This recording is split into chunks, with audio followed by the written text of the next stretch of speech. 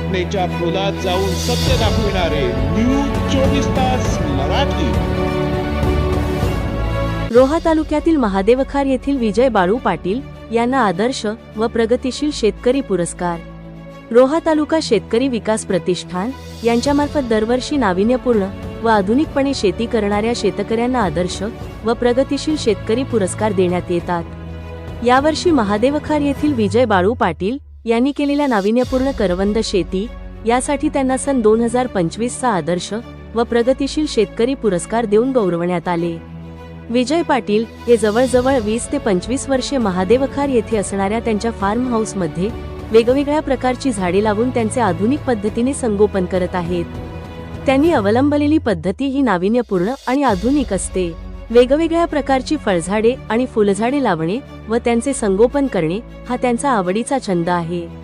त्यांच्या याच कार्याने प्रभावित होऊन सन 2025 चा आदर्श व प्रगतिशील शेतकरी पुरस्कार त्यांना देण्यात आला।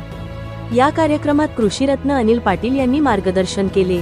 याप्रसंगी प्रतिष्ठानचे अध्यक्ष गणेश भगत, उपाध्यक्ष अनंत मगर, सचिव प्रशांत धामणसे, खजिनदार रमेश पाटील, पत्रकार राजेंद्र जाधव व त्यांचे सहकारी, शेतकरी बंधू यांच्यासह अनेक मान्यवर उपस्थित होते। हा पुरस्कार मिळाल्याबद्दल पंचक्रोशीतील सर्व शेतकरी वर्गाकडून त्यांच्यावर अभिनंदनाचा वर्षाव होत आहे। न्यूज 24 तास मराठी।